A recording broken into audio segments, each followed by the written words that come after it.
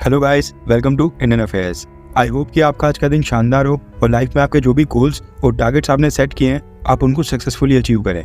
इस समय भारत को लेकर 3 सबसे बड़ी न्यूज़ आ रही हैं एंड वन बाय वन हम तीनों न्यूज़ को इसी एक वीडियो में कवर करेंगे ताकि आपको भी 3 अलग अलग वीडियोस ना देखनी पड़े। सबसे पहली अपडेट आ रही है राजधानी दिल्ली के चीफ मिनिस्टर अरविंद केजरीवाल को लेकर। दरअसल अरविंद केजरीवाल ने रशिया, बांग्लादेश और पाकिस्तान के ऊपर कमेंट किया है। पाकिस्तान को लेकर तो खैर वो कुछ भी कमेंट करते, हम अपनी वीडियो में उसको कवर नहीं करते, लेकिन अरविंद केजरीवाल ने रशिया और बांग्लादेश के बारे में भी कमेंट किया है जिनके भारत के साथ काफी अच्छे रिलेशंस है।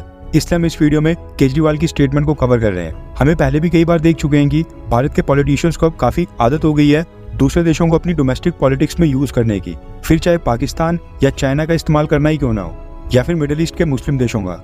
हमारे पॉलिटिकल लीडर्स किसी भी दूसरे देश के बारे में टिप्पणी करने से पहले एक बार भी नहीं सोचते हैं कि सामने वाले देश के साथ हमारे कैसे संबंध है और कैसे नहीं।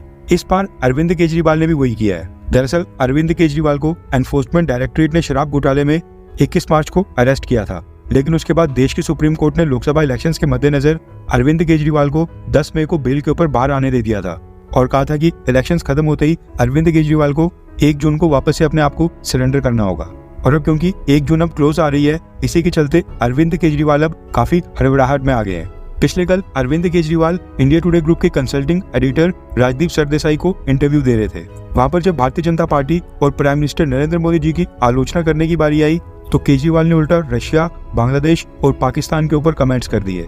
कॉपीराइट रीजंस के कारण हम आपको वो वीडियो तो नहीं दिखा सकते हैं, लेकिन स्क्रीनशॉट के साथ हम आपको केजरीवाल की स्टेटमेंट बताते हैं। केजरीवाल ने कहा कि अब न सिर्फ आम आदमी पार्टी बल्कि भारत देश के लिए ही डू और डाई की सिचुएशन पैदा हो गई है, यानी करो या मरो। जिस तरह से बीजेपी वालों ने पूरे देश में तानाशाही और गुंडागर्दी का माहौल बना दिया है, उससे देश को बचाना इस वक्त बहुत ही जरूरी है। जैसे रशिया में प्रेसिडेंट व्लादिमीर पुतिन ने सारे के सारे विपक्ष को या तो जेल में डाल दिया है या तो मरवा दिया है और फिर उसके बाद चुनाव करवाए और उनको वहां पर 87% वोट आ गए। बांग्लादेश में वहां की प्राइम मिनिस्टर शेख हसीना ने सारे विपक्ष को जेल में डाल दिया था और फिर चुनाव करवाए और जीत गई।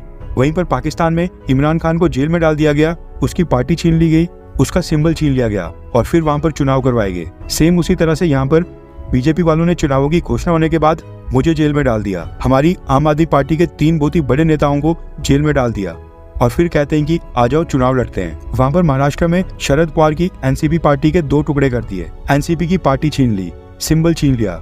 शिवसेना के 2 टुकड़े कर दिए, पार्टी छीन ली, सिंबल छीन लिया।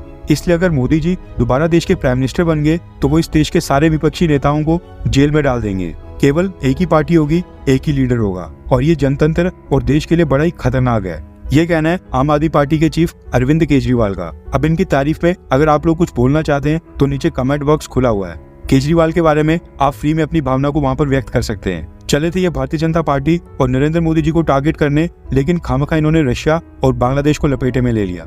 आज की सेकंड अपडेट आ रही है डिफेंस से संबंधित। दरअसल पिछले कल डीआरडीओ ने Rudram 2 anti radiation supersonic missile का एक सक्सेसफुल टेस्ट किया है। आपकी जानकारी के लिए बता दूं कि ये missile air to surface missile है, यानी इसको फाइटर जेट के ऊपर फिट किया जाता है और फिर वो फाइटर जेट इस मिसाइल को हवा में फायर करके जमीन वाले टारगेट्स को हिट करता है। पिछले कल इस मिसाइल को Sukhoi Su-30 MKI fighter jet से फायर किया गया था। जिनको नहीं पता उनकी जानकारी के लिए बता दूं कि एंटी रेडिएशन मिसाइल्स वो मिसाइल होती हैं जो कि दुश्मन देश के रडार इंस्टॉलेशंस को डिस्ट्रॉय करने के लिए इस्तेमाल की जाती हैं, ताकि सामने वाला देश हमारे फाइटर जेट्स, हमारी मिसाइल्स और ड्रोन्स को डिटेक्ट या ट्रैक ही नहीं कर पाए, हमारे आर्मर्ड व्हीकल्स को भी डिटेक्ट ना कर सके।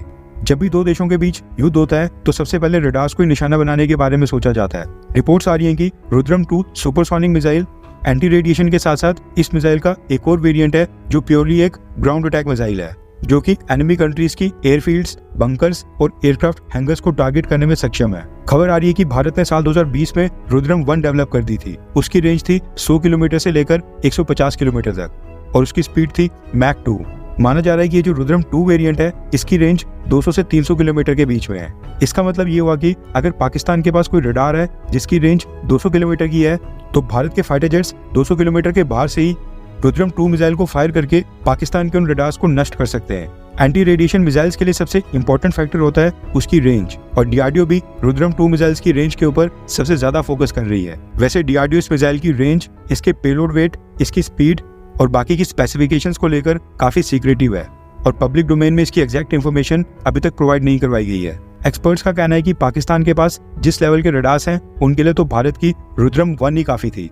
लेकिन अब हमारा कंपटीशन पाकिस्तान नहीं बल्कि चाइना के साथ है, और चाइना के पास पाकिस्तान से ज्यादा एडवांस्ड और हाईटेक रेडार्स है।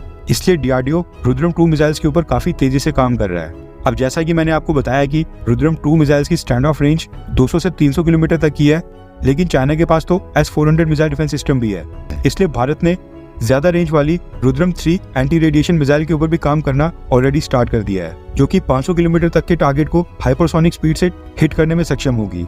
रिपोर्ट्स के मुताबिक रुद्रम 2 पूरी तरह से इंडिजीनियस मिसाइल है, जिसको पूरी तरह से भारत में डेवलप किया गया है। रुद्रम से पहले भारत अपनी एंटी रेडिएशन मिसाइल्स रशिया से परचेज किया करता था, एंड आज भी रशिया की KH-31 anti radiation missile Indian air force में कमीशन्ड है।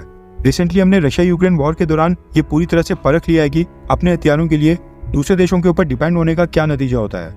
यूक्रेन वॉर के कारण ना चाहते हुए भी रशिया ने भारत को कई हथियारों की डिलीवरी को रोक दिया था या तो लेट कर दी थी। इसलिए रुद्रम 2 मिसाइल से न सिर्फ हमारी रशिया के ऊपर से निर्भरता खत्म हो जाएगी, बल्कि भारत के कई मिलियन और बिलियन डॉलर्स बच जाएंगे जो हम खामखा रशिया को दिया करते थे। आज की थर्ड अपडेट आ रही है भारत के एग्रीकल्चरल इंपोर्ट्स को लेकर।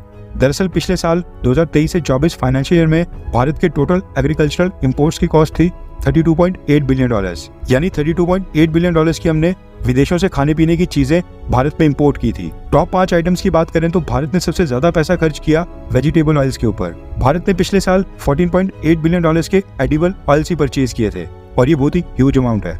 एडिबल ऑयल्स में palm oil, soybean oil, sunflower oil, ये सारे ऑयल्स आते हैं। हमारे एग्रीकल्चरल इंपोर्ट बिल का 45% अकेले एडिबल ऑयल्स इंपोर्ट करने के ऊपर ही खर्च हो गया था।